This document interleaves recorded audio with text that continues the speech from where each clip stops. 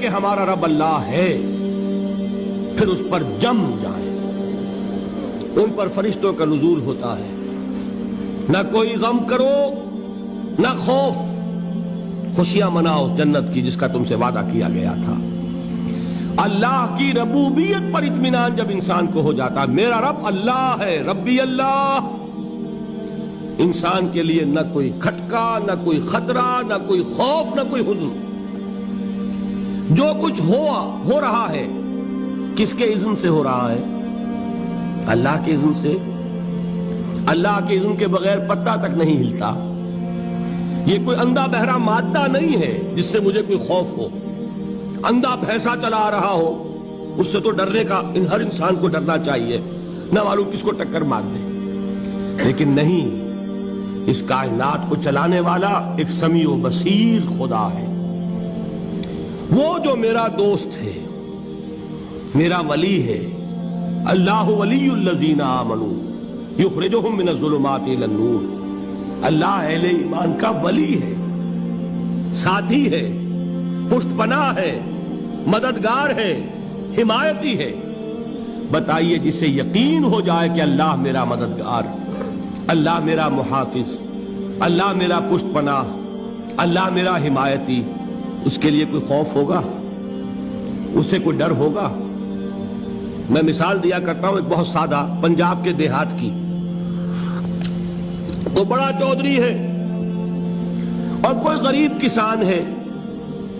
اس غریب کسان کے جانوروں کو ہر وقت اندیشہ ہوگا چوری کا، کوئی میری بھینس کھول کر نہ لے جائے، کوئی میرا بیل کھول کر نہ لے جائے۔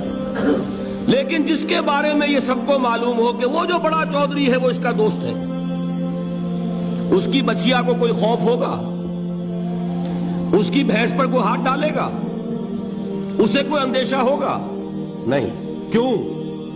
کہ وہ بڑا چودھری، بڑا اس کا یہاں کا سردار، جاگیردار، سب کو معلوم ہے وہ میرا دوست ہے، کوئی میرے خلاف اقدام نہیں کر سکتا۔ اس دنیا میں یہ چھوٹی سی بات اگر آپ کے دلی اطمینان اور سکون کا باعث بن سکتی ہے تو ذرا تصور کیجئے۔ میں لفظ تصور استعمال کروں گا صرف اس لیے کہ اس کا ہم جس کو کہتے ہیں ادراک اور شعور کر نہیں سکتے، اگر کے ساتھ کر سکتے۔ اگر یقین ہو کہ اللہ میرا مددگار اور یقین ہو کہ اللہ ہر آن میرے ساتھ ہے، پھر کوئی خوف؟ کس کا خوف؟ کوئی شے اللہ سے بالا تر ہے؟ کوئی قوت اس سے زیادہ طاقتور ہے؟ کوئی اس کے ارادے کو بدلنے والا ہے؟ کوئی اس کی مشیت کے آڑے آنے والا ہے؟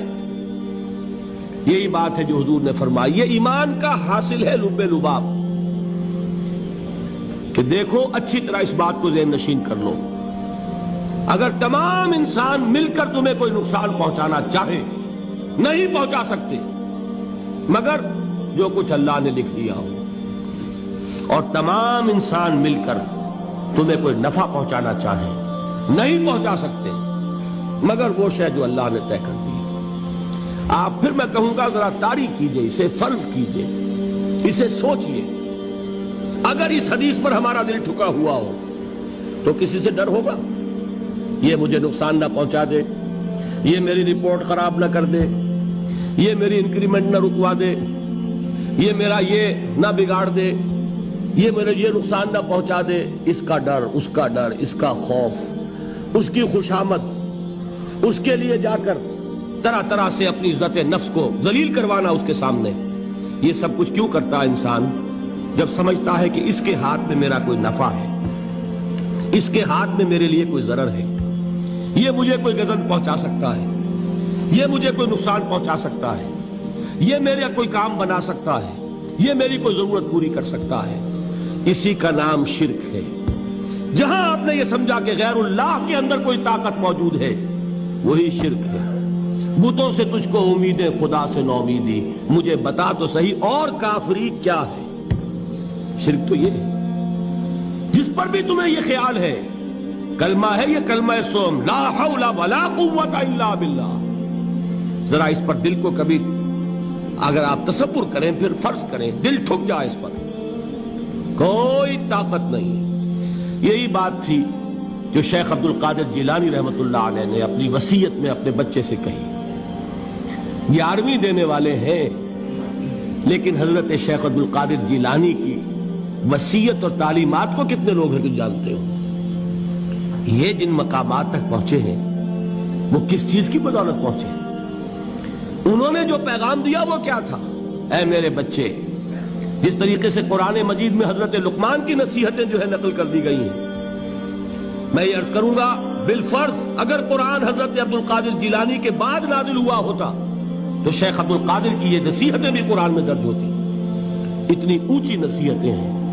اے میرے بچے، اس حقیقت کو ذہن نشین کر لے، لا فاعل فی الحقیقت ولا مؤثر الا اللہ.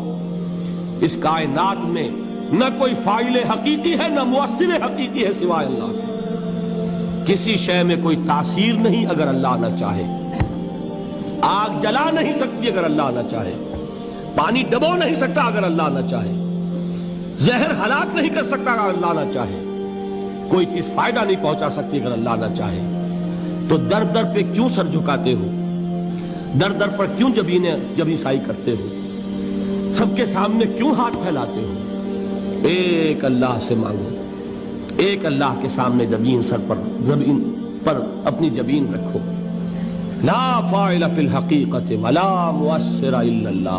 نظر آتا ہے ہمیں کہ پانی پیاس بجھا دیتا ہے. پیاس بجھانے کی صلاحیت پانی میں نہیں ہے، اللہ کے اذن سے. کھانا بھوک مٹا دیتا ہے، بھوک مٹانے کی صلاحیت کھانے میں نہیں ہے، اذن رب میں. دیکھیے یہی یقین تھا. حضرت موسیٰ علیہ السلام کا واقعہ یاد کیجئے. سامنے سمندر آ گیا ہے، قوم دیکھتی ہے پیچھے کہ گرد و غبار کا طوفان ہے. معلوم ہوا کہ فرعون اپنے لشکر سمیت آ گیا ہے. لشکر جب چلتا تھا تیز رفتاری کے ساتھ تو گرد و غبار کا جو طوفان اٹھتا تھا اس کا تصور کیجئے. اور لمحہ بلمحہ وہ قریب آ رہا ہے. پوری قوم نے کیا کہا ہے؟ اے موسیٰ انا لمدرکون. اے موسیٰ ہم کو پکڑے گئے. قرآن مجید نے تو یہاں وہ باتیں نہیں لکھی ہیں، لیکن تورات میں یہ درج ہے کہ بنی اسرائیل جھگڑنے لگے، دست و گریبان ہو گئے موسیٰ کے ساتھ. موسیٰ ہمیں یہاں مروایا لا کر، اس سے تو ہم ہی بہتر تھے. وہاں کھانے کو ملتا تھا، زندگی تو تھی، بیگار ہم کر رہے تھے، موت تو نہیں تھی. اب جو کچھ ہوگا اس کا تصور کرو، جس طریقے سے ہمارے ٹکڑے اڑائے جائیں گے. تو لڑ رہے ہیں حضرت موسیٰ علیہ السلام سے. یہ تورات کی تفصیل ہے. قرآن میں صرف اتنا آیا ہے، پریشان ہو کر انہوں نے کہا انا لمدرکون. موسیٰ ہم تو پکڑے گئے. اس وقت موسیٰ کا جواب کیا ہے؟ کلا ان معی ربی سیہدین. نہیں، میرے ساتھ میرا رب ہے، وہ راستہ دے گا. بتائیے کہاں راستہ نظر آ رہا ہے؟ یہ ہے ایمان بالغیب. راستہ نظر نہ آئے تب اللہ پر یقین ایمان ہے. جیب میں پیسے ہوں اور تب دل کو اطمینان ہے تو ایمان کس پر ہوا؟ پیسے پر، اللہ پر نہیں. جب وسائل و ذرائع نہ ہو اور پھر یقین ہو کہ اللہ مسبب الاسباب ہے، وہ اسباب کا پابند نہیں ہے، وہ اسباب کا محتاج نہیں ہے، اسباب اس کے محتاج ہے. اگر یہ یقین ہے تو اللہ پر ایمان ہے. یہ نہیں ہے تو تمہارا ایمان اسباب پر ہے، وسائل پر ہے، ذرائع پر ہے، مادیات پر ہے، اللہ پر نہیں. اس وقت کہاں راستہ تھا؟ کوئی راستہ تھا؟ سمندر ہے اور ادھر سے لشکر آ گیا ہے. کلا ان معی ربی سیہدین. اب دیکھیے ایمان کہہ دینا آسان ہے، ہوا معکم اینما کنتم. جہاں کہیں بھی تم ہوتے ہو اللہ تمہارے ساتھ ہوتا ہے. لیکن اس کا یقین قائم ہو جائے تو زمین و آسمان کا فرق واقع ہو جائے.